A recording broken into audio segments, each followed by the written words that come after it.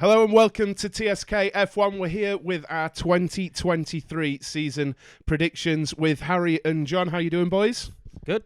Yeah, it's good to be back, actually, isn't it? Yeah, we haven't actually done this, have we? Where there's the three of us in one place doing this since pre-COVID, when we wanted to start the sausage curb. We haven't done this, have we? No, I don't think so, yeah. It was the Ferrari launch pre-COVID. We were all sat there with this idea to make a podcast, and here we are.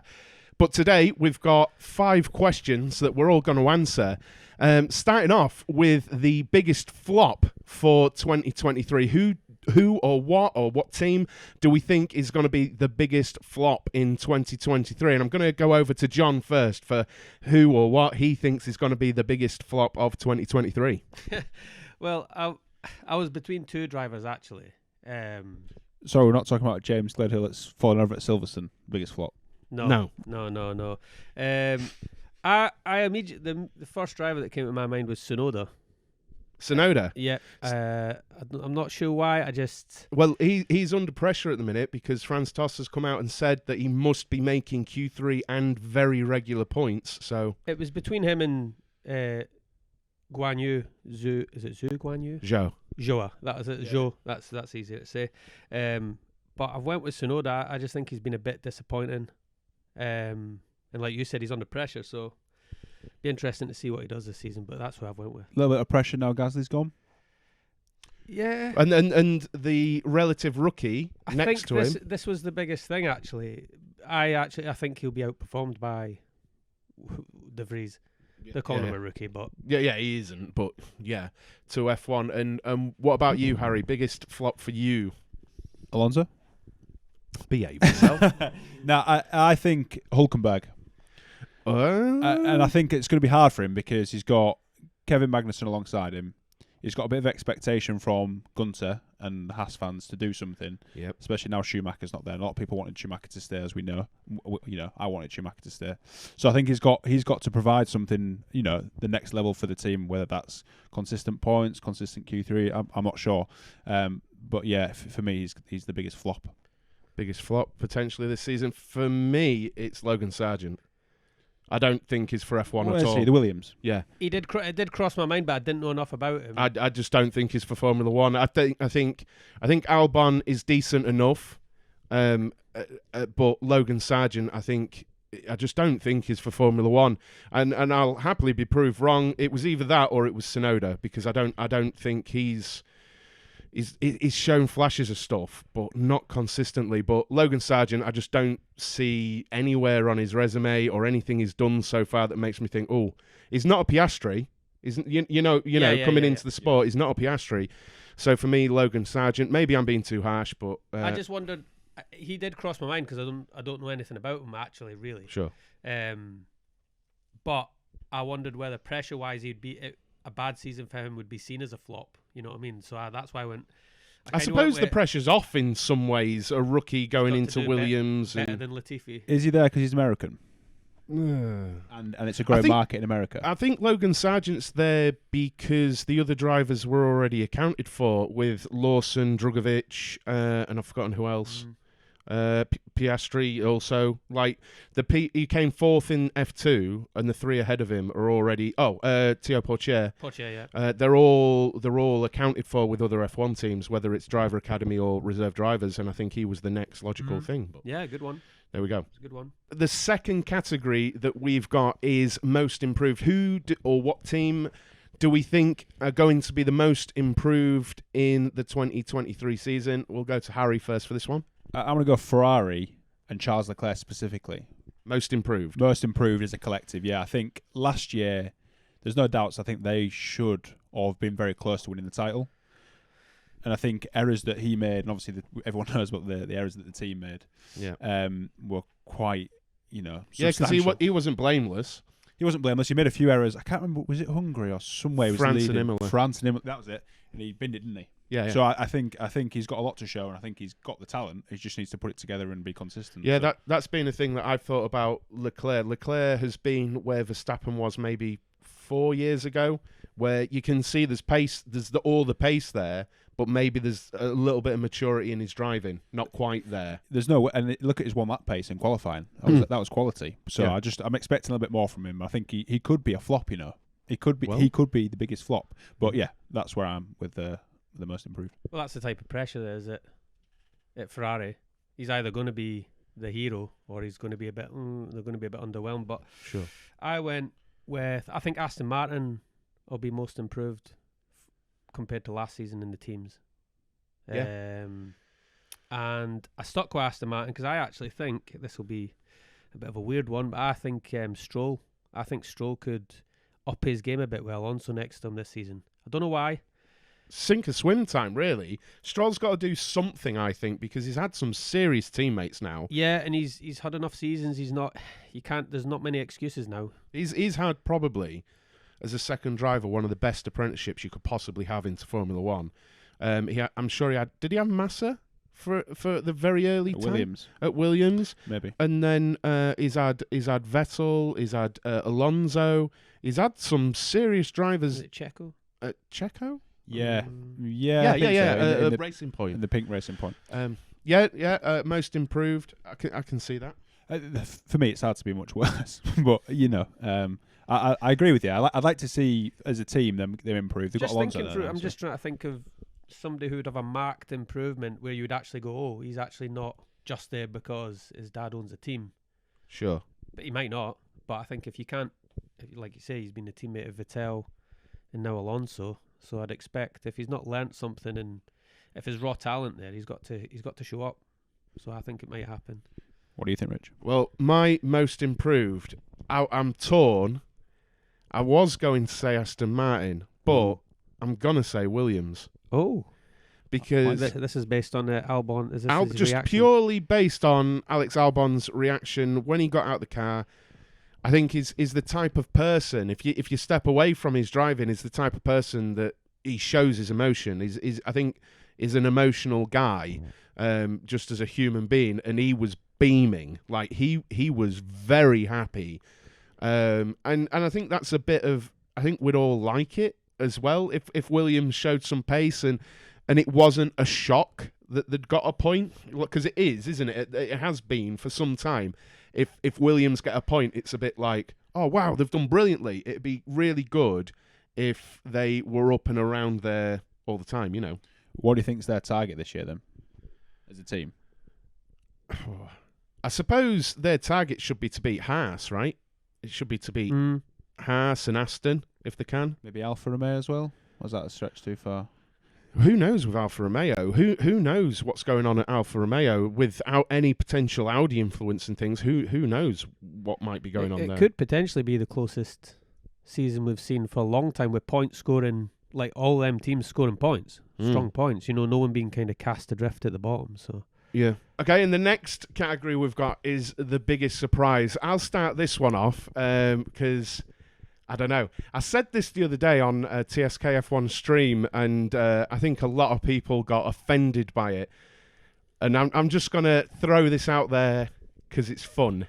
Biggest surprise, Oscar Piastri outscores Lando Norris. And I've said it. I think he's a generational talent. I think it would be a surprise. I'm not shocked at it. It'd be a mega. I think that's an absolute mega job, and it probably would be a surprise if he beat Lando in that car. It's supposed to be Lando's car.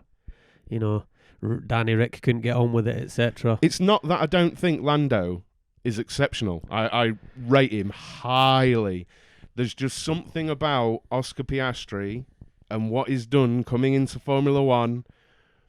Not many drivers win championships on the bounce in the same way he has.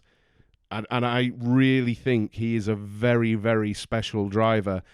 But, you know, you've got to make a prediction, so at the end of the season we can look back and go, Rich, you actually said that out loud. But it's going to be hard. I mean, I hope as a team they've improved completely. It's going to be close. I think you're going to be talking a few points between them at the end of the season. Yeah, I can't get on board with it though because it's Lando. It's like I like it. I do want to be clear before everyone starts. I want to be clear. I really, really like Lando, but we're on about biggest surprise, and that would be a big surprise. It's not often that someone comes into the sport championed by their agent, the manager, their driver, like Webber.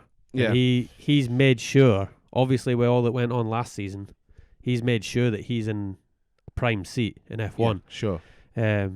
So yeah, I can see it. But Lando, he'll have to. Lando's a special driver in his own right, but I just thought let's go with a big one. Let's try and Hail Mary a prediction, because if it comes true, I'll look amazing, like I really know my Formula One. We'll go to John now. Biggest surprise. No. What do you think? Well, I had two in my head. It was between Bottas and Ocon, and it's just because they're probably not even on anyone's radar. They're just there. They're just making up the grid. People probably won't expect much from them.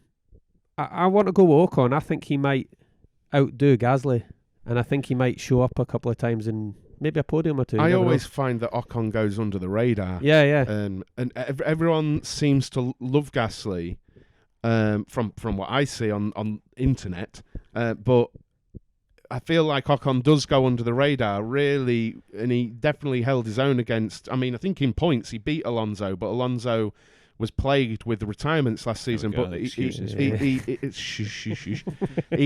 more than held his own against Alonso last season, and I think he does fly under the radar. So, what is it you're expecting to make it a surprise? What part? Ocon beating Gasly and. Yeah, that's a surprise. I think that he'll beat Gasly, and I think he'll just surprise a few people when everyone's concentrating on your Landos and Piastris, and I just think Ocon's a little bit forgotten. I think he'll pop up and maybe get a couple of podiums, maybe. I don't know. It's interesting because Gasly had a bit of a shocker last year, didn't he? He did. Yeah. So he's got something to prove, and who's the number one in that team? I mean, Ocon's been there the longest, but who's going to emerge the number one? It's going to be quite a ding-dong, I think, between them. Yeah, because they're both fiery guys.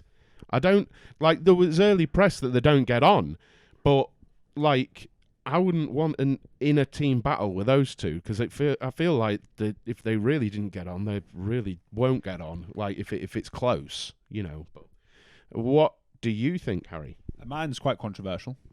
Is it as more controversial? I think Alfa Romeo will be the fourth best constructor in 2023. Alfa Romeo, fourth best? Yeah. Well, I should have changed my mind. I should have said Bottas will be the biggest surprise then. He'll win the championship. And I think you touched on it. You've got Bottas there. I've just got a feeling about this Audi-backed partnership. There's something in there. And Seidel's gone, hasn't he? Seidel, yeah. I just think there's something really good brewing there. And I think we could see the start of it this year. I think McLaren have struggled for a while now. They're gonna have a fight between those two, Piastri and Lando. Will it hamper them? Could do. And the same at Alpine as well. There's going to be a fight between those two boys there. I just feel like they could sneak their way up, maybe finish, get some good results this year. Another thing about McLaren that I've thought for a while is they've got a lot of youth there. There isn't what you'd call a very experienced head leading development or anything there. I'm sure they're both perfectly intelligent guys. They've done lots of driving, but you don't have... experience is experience. Experience is experience, yeah. But Alfa Romeo, though. How do you feel about that? You like it? That's what you call a surprise, Rich. Get bets on. Get your bets on, yeah. Alfa Romeo, I don't see him being fourth. Well, that's why it's a surprise. It'd be a surprise. It would be a surprise. It would be a surprise. It'd be cool to see. I love a shake-up. I love a shake-up in Formula One, so... Yeah. The next category we've got are the Constructors Championships for the 2023 season. I'm going to go to John with this. Who do you think are going to be the Constructors Champions in 2023? I've said Mercedes. Mercedes? Yep. Okay. I just think as a team, the two drivers, I think they'll outscore Max and Checo and the Ferraris. I just for some reason, just watching what they done last season with what was called an absolute dog of a car, if they've improved that, I just think as a team, I think they'll win the Constructors. Okay. Simple as that. Simple Done. as that. Dust. Easy. Cheers for coming. What about Harry and his Mercedes top? It's a bit hard to hide this one, isn't it? I actually got a bit too excited yesterday. Was it yesterday? The Mercedes launch? Yeah, I was like, I felt strange. You had to turn the television off. No, honestly, I seen the car and I thought, Jesus Christ, this is a bit of me. But going back to what you touched on, they had an absolute a dog of a car, didn't they, last year? And they still managed to get something out of it. And they were close to beating Ferrari, who for me had the best car on the grid for most of the year. Don't agree.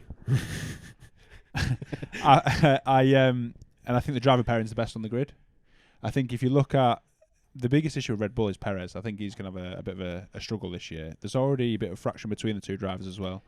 And then Ferrari are all over the place with strategy. So it's Mercedes for me.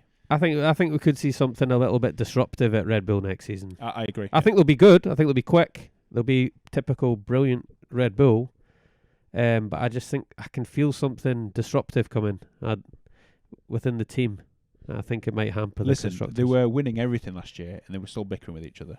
So just throw another car into the mix and see what happens. I think they'll be the fastest to start off with, but I think Mercedes, as they always do, will come back into it with a bit of development. What's Rich saying? He's got a big smile on his face. Yeah, well, look. I don't want to do this. Alonso and I don't want to do this at all. I really don't want to say this because we're three sort of Brits. Mercedes. I can't see. They're like a wounded animal, and they just strike me as the sort of team that don't take that lightly.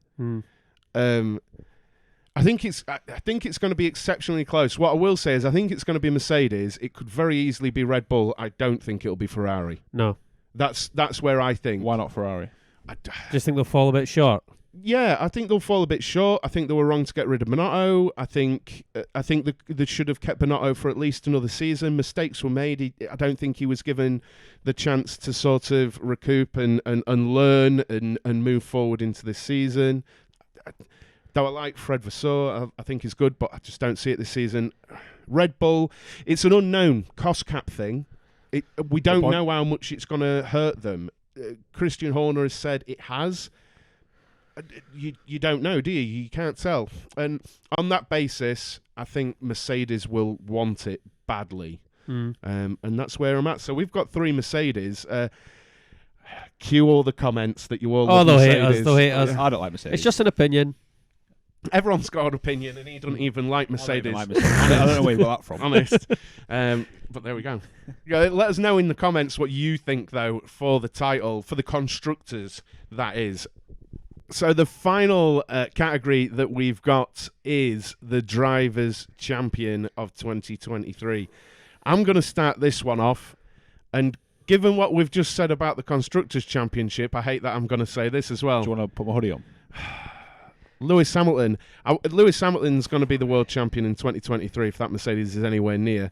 And I do want to stress, I'm a Fernando Alonso fan. but Lewis Hamilton, I think, I don't know. I still think he's the best driver on the grid. I think Max, obviously, if the car's anywhere near, it's going to be right there as well.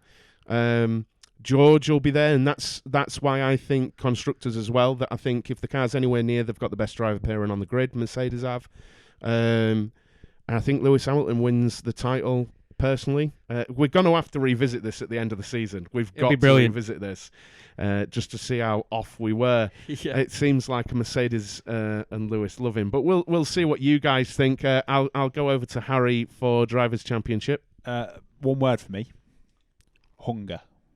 Hunger. Now, if you just take, throw all in equal cars, let's go from that perspective. Max won it back to back, right? I think he's hungry, but he's not as hungry as someone that hasn't won it or was, had issues in 2021 with a wrongdoing, so to speak. We won't talk about that in too much detail. And then you've got George Russell, who's hungry to win it for the first time. I just think George knows his time's coming. I just don't think it's yet.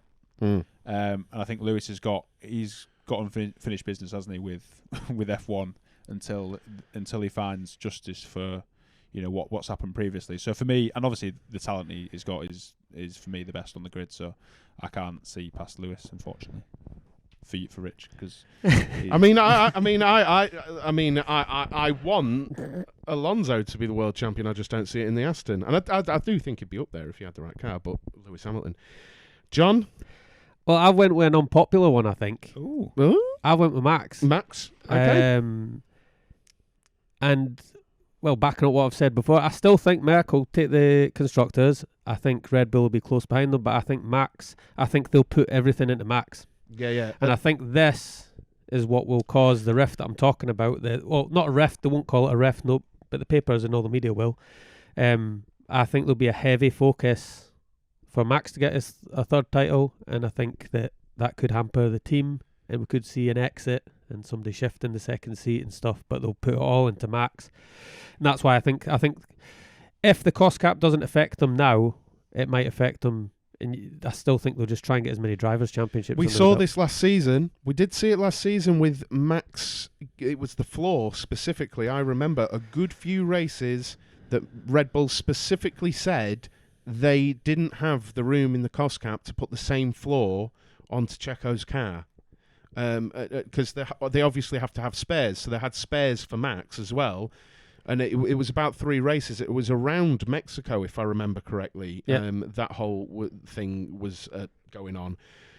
And you're right. And I think the stuff you're alluding to is maybe allowing space for a certain Australian to rejoin in a race seat potentially in the future. And I'm on that boat as well. I think that could be a thing. I don't want it to overtake everything. You know, the prediction is Max to win it, but I do think there's certain things going on where Danny Rick looks more part of that team than Checo does. Yeah, you can, and they did have a falling out, and I don't care what any person, any Red Bull fan says. There was a falling out there, and there was proper needle there, and it's just been swept aside for a little while. Is the guy. So if they were to go, right, we need to sort this situation out, if there is still a situation, there's only one survivor, and it's not Checo. Yeah. Just go back to your prediction. Max didn't get out of second gear last year, did he?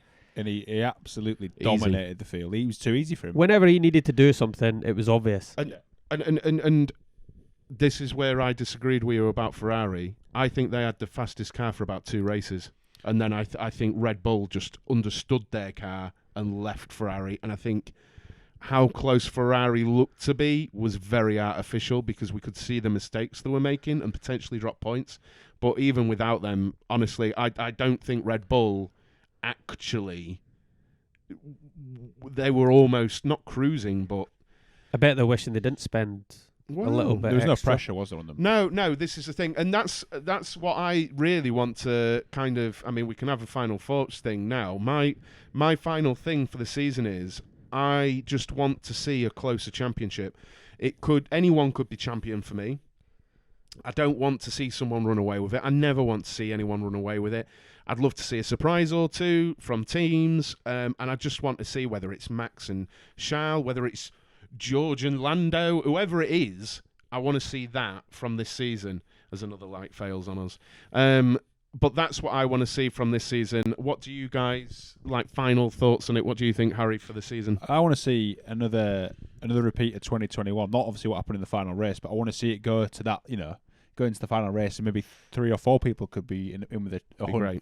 That's what the sport wants, and that's what, we shouldn't be having it decided 7-8 races before the end. Agreed. Because that's not a good spectacle for me. So, that's what I just want to see a bit closer, I think. I just hope we're all wrong about Ferrari. Yes. And then that changes the whole. Even if Max is championship leader and he's leading the championship, etc., and he's got to look at 2 cars, 2 different coloured cars rather than 1, I think it just makes it more exciting. You'll see I think you get to see a bit more of the driver, and then people actually see them as better drivers if they win after having more competitors than just 1 or none.